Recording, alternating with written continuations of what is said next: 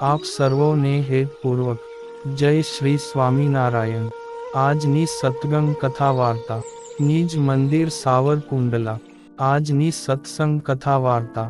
આજે આપણે હિંડોળા ઉત્સવ વિશે કથા વાર્તા સાંભળશું। હિંડોળાનો પ્રારંભ ક્યારે અને કોના દ્વારા થયો, તેમજ આ ઉત્સવ કરવા પાછળ શું હેતુ રહેલો છે, વળી પ્રથમ આ ઉત્સવ કોણે અને ક્યાં કર્યો, તેના વિશે વિગતવાર સાંભળશું। હિંડોળા ઉત્સવ દર વર્ષે અષાઢ વદ બીજથી શ્રાવણ વદ બીજ સુધી મંદિરોમાં ઉજવાય છે। હિંડોળા ઉત્સવ એટલે હરિને પ્રેમના ઝૂલે ઝુલાવવાનો અનમોલ અવસર। હિંડોળા ઉત્સવ એટલે આત્માને પરમાત્મામાં જોડી ભક્તિના પુષ્પો પ્રભુને અર્પણ કરવાનો અનુપમ અવસર। હિંડોળા ઉત્સવ એટલે ભક્તો માટે ભગવાનના સામીપ્યનો લહાવો લેવાનો અવસર। મહાકવિ કાલિદાસે કહ્યું છે કે ઉત્સવ પ્રિયા ખલુ મનુષ્યાં, અર્થાત મનુષ્યો ઉત્સવ પ્રિય હોય છે। ઉત્સવો સર્વને ગમે છે કારણ કે તે આપણને રોજિંદા જીવન વ્યવહારમાંથી મુક્તિ અપાવે છે। ઉત્સવને લીધે માણસનું જીવન શુષ્ક થતું અટકે છે અને રસમય બને છે। ઉત્સવ શબ્દ ઉદ વત્તા સ ધાતુ માંથી બન્યો છે, અર્થાત ઉત્સવ એટલે જે ઉદ્ર જન્મ કરાવે તે। સાંસ્કૃતિક ઉત્સવોની સાંસ્કારિક ઉજવણી મનુષ્યને દ્વિજત બક્ષે છે। ભાવપૂર્ણ અંતઃકરણથી જો ઉત્સવો ઉજવવામાં આવે તો જીવનમાં આનંદ નિર્માણ કરે છે। ભગવાન શ્રી કૃષ્ણને ગોપીઓએ વૃંદાવનની કુંજ ગલીમાં હિંડોળે હિંચકાવીને જે સુખ પ્રાપ્ત કર્યું હતું તેની ચિરકાલીન યાદ રાખવા જ ભક્તોએ હિંડોળાનો પ્રારંભ કર્યો હતો। અષાઢ શ્રાવણ માસની આલબેલ પૃથ્વીવાસી પોકારે તે પહેલાં પ્રકૃતિ જાણે તે લહાવો લૂંટી લે છે।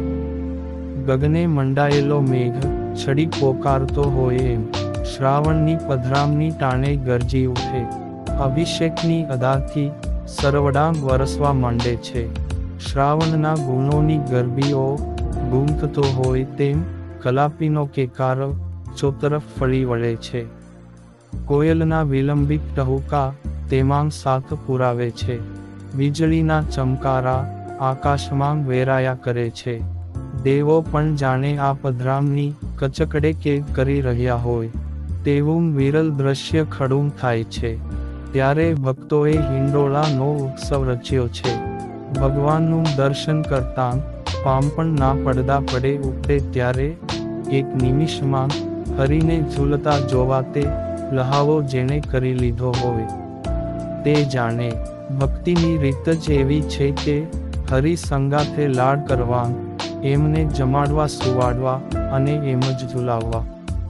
ભક્ત સમજે છે કે હું હરિને ઝુલાવું છું, પરંતુ એની પાછળ રહેલો મર્મ કંઈક એવો છે કે તમે વિરાટનો હિંડોળો ફેરવો તેમાં હું સાથે છું, મને એનું ભાન થયું છે, એનો આનંદ હું લઉં છું અને ગમે તેટલા મહાન હોવા છતાં મારી ભક્તિના હિંડોળે ઝુલાવવાની ઈચ્છા કરું ત્યારે પ્રભુ તમે અવશ્ય પધારવાના જ છો।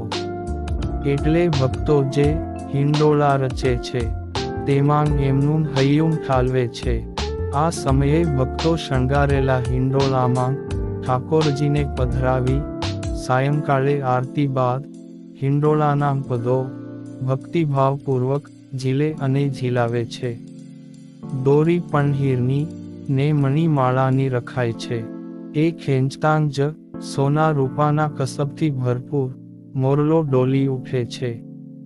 પોપટ નાચી રહે છે। સાધુ વૃંદ મૃદંગ ને મંજીરા લઈ કીર્તન ભક્તિથી વાતાવરણ દિવ્ય બનાવે છે। જાણે બ્રહ્માનંદ રેલાયો હોય તેવું વાતાવરણ જામી જાય છે। વૈષ્ણવ અને સ્વામિનારાયણ સંપ્રદાયમાં ભક્તિનું પ્રાધાન્ય વિશેષ છે, તેથી તેમાં ઉત્સવ સમયે ઉજવવાનું અનોખું અને વિશિષ્ટ મહત્વ છે। જેમાં અનેક ઉત્સવો જેવા કે જન્માષ્ટમી, હરિનવમી, શિવરાત્રિ, ફૂલદોલોત્સવ, અન્નકૂટ, શરદોત્સવ, હિંડોળા ઉત્સવ વગેરે મંદિરોમાં ઉજવાય છે, જેમાં સંતો તથા પ્રેમી હરિભક્તો બારેમાસ આવા ઉત્સવો ઉજવી ભગવાનને રીઝવવાની એક પણ તક ચૂકતા નથી.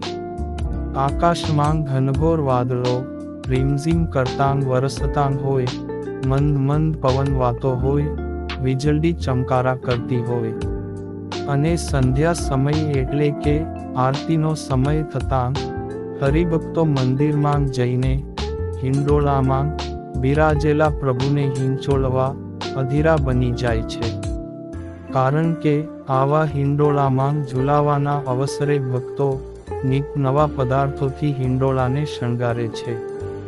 કોઈ દિવસ સુગંધીમાં પુષ્પો હોય તો કોઈ દિવસ વળી ફળ, સૂકો મેવો, રાખડી, પવિત્રાંગ, મોતીના, આભલાના, હીરના, કઠોળના, અગરબત્તી, મીણબત્તી, ચાંદી અને સુવર્ણોના દાગીના, કોડી, શંખલાંગ, છીપલાંગ, મોરપીંછ, સિક્કા, બોલપેન, આર્ટિફિશિયલ ફૂલ આદિ વિવિધ ભાતના સુંદર અને આકર્ષક ગોઠવણીથી કંડારેલા હિંડોળામાં ઠાકોરજીને પધરાવી સાયંકાળે પ્રેમી ભક્તો તેમના લાડકો તન, મન, ધનથી સેવા કરીને પરિપૂર્ણ કરે છે.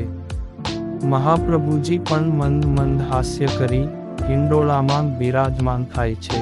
ત્યારે સંતો ભક્તો મૃદંગ, પખવાજ, ઝાંઝ, મંજીરા, ઢોલક, તાલબદ્ધ વગાડીને હિંડોળાના પદો ગાઈને ઉત્સવ કરે છે. સંધ્યાનો સમય થાય એટલે સંતો સંધ્યા આરતી કરે. આ દર્શન, આ સુખની વાત જ ન્યારી છે. વર્ષાનાં અમી છાટનાંથી હરીભરી ધરતીનું સૌંદર્ય સોળે કળાએ ખીલે છે. હૃદય પ્રેમના હિંડોળે ઝૂલે એવો આ હિંડોળા ઉત્સવ છે. અયોધ્યામાં તથા વૃંદાવનના ઘણા મંદિરોમાં આ હિંડોળા ઉત્સવ ઝૂલા ઉત્સવ તરીકે ઉજવાય છે. ગુજરાતના વૈષ્ણવ મંદિરોમાં પણ હિંડોળા ઉત્સવ ઉજવાય છે. વૈષ્ણવી પરંપરા મુજબ શ્રીકૃષ્ણે વૃંદાવનમાં ગોપીઓ સાથે રાસ રમીને લીલા કરી હતી. તેની સ્મૃતિઓ તાજી કરવા હિંડોળામાં શ્રીકૃષ્ણને ઝુલાવવામાં આવે છે.